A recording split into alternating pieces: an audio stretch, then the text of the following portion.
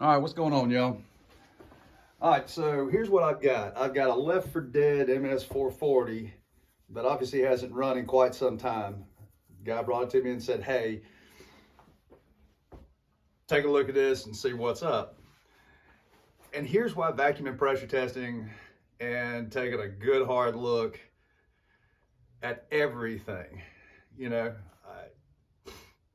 is really important to know where you're at. Now, at a glance, when I looked at it, you know, this saw's been sitting long enough. Nobody's ever monkeyed with it. There's no Chinese parts swapped out on it. Hell, even the rim sprocket was Stihl branded. So while it was in service, you know, it was serviced at the dealer, best I can tell. But here, let's do a little quick walk around of this beater. This is always, when you're buying a used saw, you know, take these things into consideration. I mean, you can see by the amount of grime on this whole ugly thing that it has been sitting in the corner of somebody's shop for quite some time. I've got this blocked off, and I'll show you what I use. Lowe's has these little rubber 6x6 tiles. They're in the plumbing section, and I just cut them out. You know, there's one for a 290 that'll block off the exhaust. You can just make, you know, custom ones for everything you need. They're cheap and easy.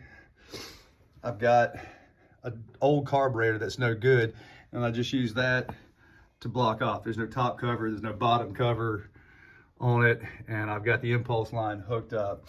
So let's walk through where this thing's leaking from, and we'll go over that.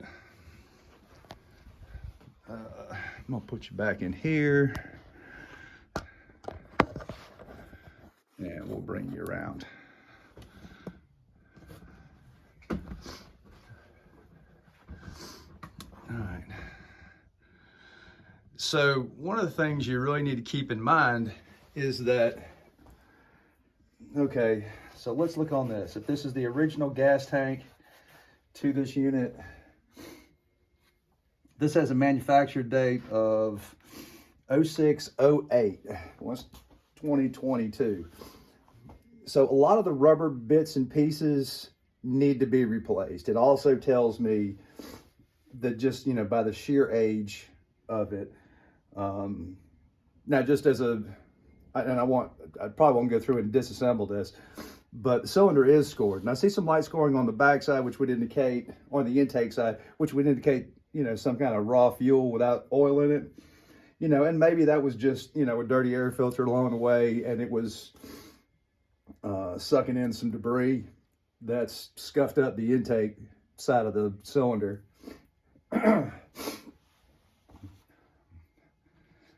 Yeah, left in its natural state.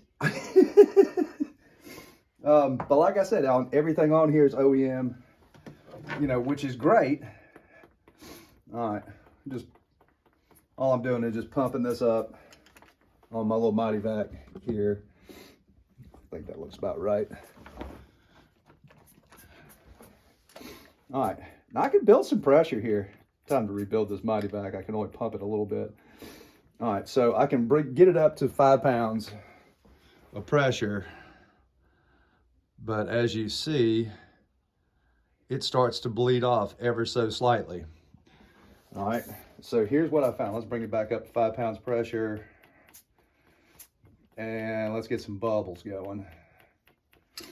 All right, we're back at 5 pounds exactly. All right, no surprise here. We got a little bit of, and we'll bring you back. Right there.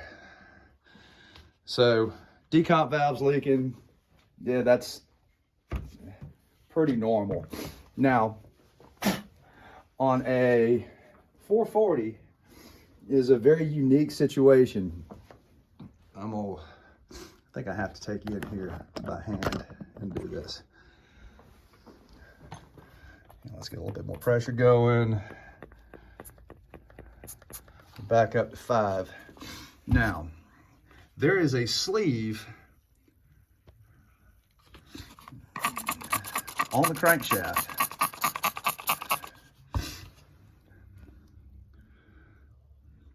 And it's a metal sleeve, so it's a metal to metal slip fit.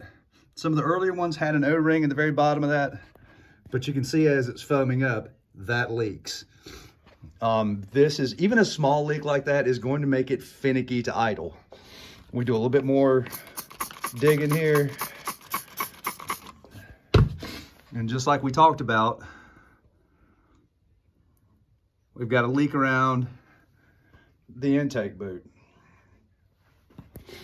So just by its sheer age, that rubber has started to fail, crack, whatever. Back you out a little bit. And we'll come back over here. So, whoops, one more thing. Another wear and tear part. You know, something that's typical, especially in a pro saw. All right, this clutch right here, you can see some, get some light on there. See some rust, some discoloration, but what you'll also notice is that it's easy to flex. So if you'll look, let me get something to point with.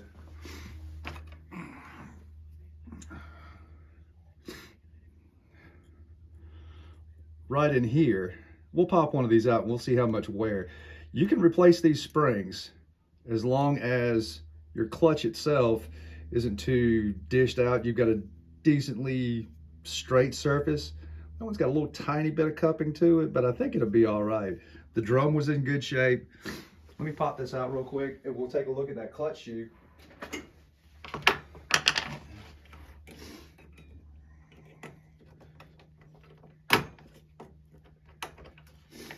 Okay,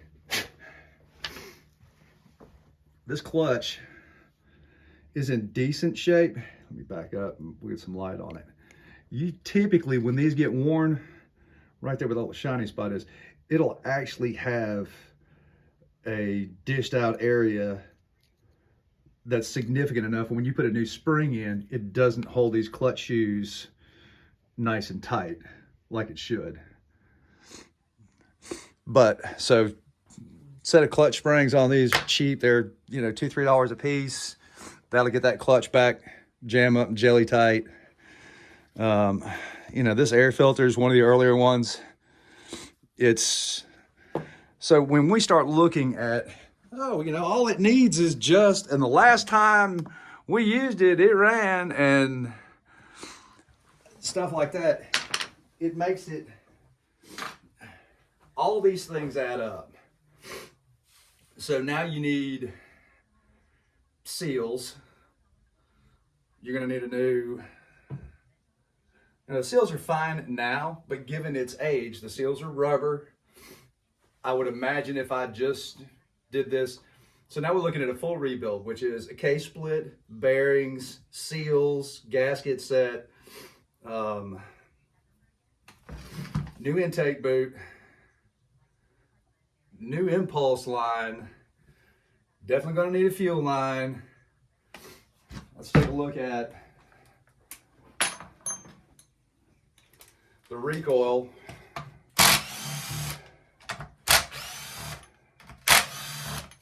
And see what these, geez, look at that crud.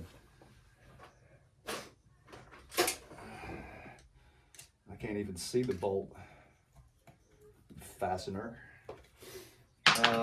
Be interesting to take a look at the AV mounts on these as well and wonder how much the rubber has deteriorated. You know, first time this thing gets pinched in a log and they pull on it, it'll probably rip or tear the rubber bushings at some point. It's just so hard to bring these saws back after so much time, so much hard duty. You're gonna have to be willing to spend some money on it. And you know, there may be a pressure point where you don't want to spend that much, and you start looking at the physical condition of this saw, and you know, those of you that want to use aftermarket parts, great, but this is going to go back to a commercial guy if he chooses to do this.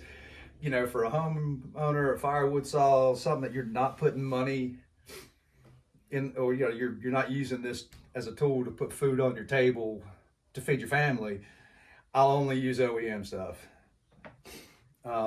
These plastic covers are pretty rough. You know, I can see using some plastic covers to freshen this up a little bit, but oh, that's good. I talk way too much. Let's see how worn this is. All right. Here's more stuff. Nah, I ain't got enough light over here. Let's bring you back. All right. There we go. Rope rotor's broken. We're gonna need some form of a new pull handle, and that ain't gonna get it. Starter pawls, here, I'll bring you in a little closer on this. Their starter pawls are all chewed up, lots of miles on that. This is not just a rebuild, this would be a full restoration, because you look at how many miles this saw has on it, and hell, it needs everything, you know. So I'm not trying to dampen anybody's spirits.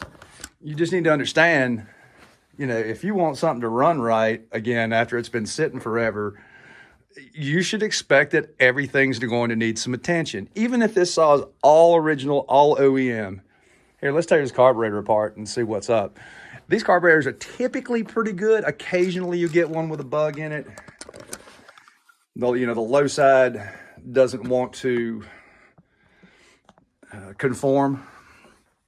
You know, we'll bring you down just a little bit right there. And let's crack this carburetor open. And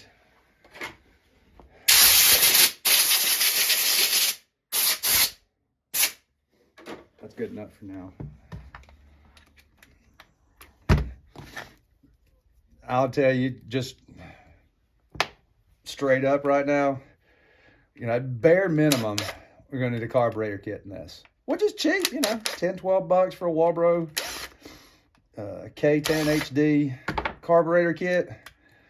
Doesn't take a rocket scientist to do a kit that just, as long as you put it back together like it belongs. On the bright side, let me see what you can see what I see. That's good. Everything's nice and shiny. Here, let's take the diaphragm off. And I just want to make sure I don't see any corrosion. Boy, that's on there. And I don't know if you can hear this. This diaphragm's pretty stiff. I mean, it's like a potato chip. Anytime you see wrinkling in this diaphragm like that, you should replace it. So there's your needle and everything else. You know, it looks good. There's not anything that just screams out there that this thing's seen, you know, horrible, raunchy gas. There's no corrosion in here. So that's worth a shot of putting a kit in it. But you still have to remember, you're in for a penny, in for a pound. We do all this stuff and get this saw back like it should, and it's still fussy, you're gonna need a new carburetor. I mean, these are typically okay, but occasionally, like I said, you'll get one with a bug in it. These passages are tiny, and if there's a little fur ball that can't, you know, that won't come out, or the check valve is seized up where it's either open, closed, or partially, you're not going to get a consistent tune out of it. You'll keep running around and checking everything. So, you know, if the cylinder can be cleaned up and sanded and brought back to shiny mirror good, you know, we can throw a piston at it, But you know, the bearings and seals, checking the bushings, I mean, this is going to get expensive. You know, 440 is a great saw, but she's still going to be an ugly Betty. And I don't know. This is, I'll do a follow-up if he wants to go through this, but it's going to be expensive. All right. Well, anyway, thanks for coming along with me on this little trip down this, I don't know what you want to call it, with this MS 440 that's been sitting on the shelf for quite some time, and what it's going to need to realistically be back in good, reliable running condition. Not to mention the at least hour it's going to take to get all these parts clean enough to do a full tear down and rebuild. That's spent a lot of time cleaning, you know, and that really doesn't get factored in. You know, you really want to charge on what it takes for labor to, you know, to install the parts. But, you know, getting everything clean enough, I promise you, you know, when you look at, you know, stuff like this and you see all that grease and grime, I mean, that's just not a quick degrease and spray it off. It really gets time consuming. So with that being said, just buyer beware. I mean, I'm sure as ugly as this is, they didn't pay a whole lot for it. But also be wary when you buy on eBay or whatever, or from somebody local. You know, just because it pops off and runs doesn't mean that you can go cut with it for 10 minutes and have it not fall down on its face, not idle, lean out, whatever. I mean, these two strokes are, especially chainsaws, are inherently finicky. Everything's got to be just so. That engine is very inefficient, and when one thing doesn't work like it's supposed to, as we all know, it will become incredibly frustrating until you track down what that one little thing is or two little things are. All right, well, that's enough for now. Hope y'all have a great day. Thanks for having a look with me at today's episode of This Old Chainsaw. Thanks. Bye, y'all.